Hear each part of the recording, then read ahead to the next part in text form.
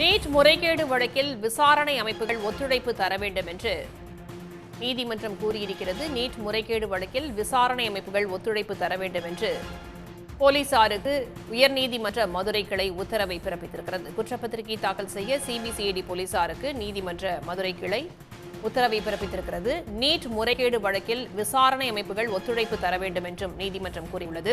இது பற்றிய கூடுதல் தகவல்களோடு இணைகிறார் செய்தியாளர் ரஃபீக் ராஜா. ரஃபீக் ராஜா, இந்த வழக்கில் நீதிமன்றம் என்னென்ன கருத்துக்களை தெரிவித்திருக்கிறது, என்ன உத்தரவு பிறப்பிக்கப்பட்டிருக்கிறது? நிச்சயமாக மருத்துவ கல்விக்கான நுழைவுத் தேர்வை தேசிய தேர்வு முகமை நீட் தேர்வு என்ற பெயரில் வருடந்தோறும் நடத்தப்பட்டு வருகிறது.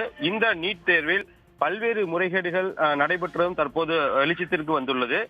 குறிப்பாக 2019ஆம் ஆண்டு நடைபெற்ற நீட் தேர்வின் போது தமிழகத்தில் பல்வேறு மாணவர்கள் ஆள் மாறாட்டம் செய்து முறைகேடாக அதிக மதிப்பெண்கள் பெற்று மருத்துவ கல்வியில் சேர்ந்ததற்கான ஒரு விசாரணைகள் கண்டுபிடிக்கப்பட்டது. இது சம்பந்தமாக விசாரணை செய்யப்பட்டதில் மாணவர்கள், பெற்றோர்கள் உள்ளிட்ட புரோக்கர்கள் என 27 நபர்கள் மீது வழக்கு பதிவு செய்யப்பட்டது. இந்த வழக்கை தற்போது சிபிசிஐடி போலீசார் விசாரணை செய்து வருகின்றனர்.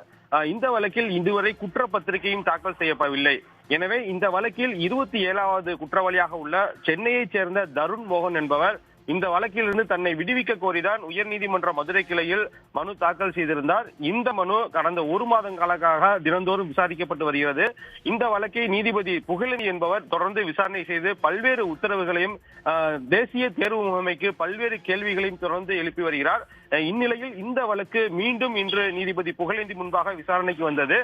விசாரணையின் போது அரசு தரப்பில் கூடுதல் குற்றவியல் வழக்கறிஞர் செந்தில்குமார் ஆஜராகி இந்த வழக்கை தற்போது விசாரிக்கக்கூடிய சிபிசிஐடி போலீசார் சிபிஐயிடம் சில உதவிகளை கேட்டுள்ளனர். குறிப்பாக இந்த வழக்கில் பல்வேறு மாநிலங்களை சேர்ந்தவர்கள் குற்றவாளிகளாக கண்டுபிடிக்கப்பட்டுள்ளனர். மேலும் இந்த வழக்கில் ஆதாருடைய விவரங்கள் தேவைப்படுகின்றது. அதுபோல தேசிய தேர்வு முகமையுடைய தேர்வு வினாத்தாள்கள் தேவைப்படுகிறது. எனவே சிபிஐ உதவி கேட்கப்பட்டுள்ளது. உதவி கிடைத்தவுடன் விரைவில் இந்த வழக்கை முடித்து குற்றப்பத்திரிகை தாக்கல் செய்யப்படும் என வாதிட்டார். இதனைத் தொடர்ந்துதான் நீதிபதி சில கருத்துக்களை கூறி இந்த வழக்கை முடித்து வைத்துள்ளார். குறிப்பாக சிபிசிஐடி விசாரணைக்கு சிபிஐ மட்டுமல்லாமல் ஒன்றிய விசாரணை அமைப்புகள் முழு ஒத்துழைப்பு கொடுக்க வேண்டும். ஏனென்றால் நீட் தேர்வு என்பது நீட் தேர்வில் முறைகேடு என்பது சமுதாயத்தையே பாதிக்கக்கூடிய விஷயம். நன்றாக படிக்கக்கூடிய மாணவர்கள் மிகவும் பாதிக்கப்படுவார்கள். எனவே இந்த வழக்கை முக்கிய வழக்காக கருத வேண்டும். எனவே ஒன்றிய விசாரணை அமைப்புகள் சிபிசிஐடிக்கு போதிய ஒத்துழைப்பு வழங்க வேண்டும்.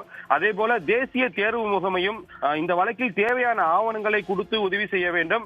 அது மட்டுமல்லாமல் விரைவில் குற்றவாளிகளை கைது செய்து இந்த வழக்கினுடைய விசாரணையை முழுமையாக முடித்து 4 மாதத்தில் இந்த குற்றப்பத்திரிகை தாக்கல் செய்யப்பட வேண்டும் என்று உத்தரவிட்டுள்ளார். அதே போல இந்த வழக்கில் தருண் மோகனை என்பவரை விடுவிக்க முடியாது என்று கூறி அவருடைய மனுவை தள்ளுபடி செய்தும் நீதிபதி உத்தரவு பிறப்பித்துள்ளார். தகவல்களுக்கு நன்றி ரஃபீக் ராஜா. சன் நியூஸ் வாட்ஸ்அப் சேனலை ஃபாலோ செய்யுங்கள். QR கோடை ஸ்கேன் செய்து சன் நியூஸோடு இணைந்திருங்கள்.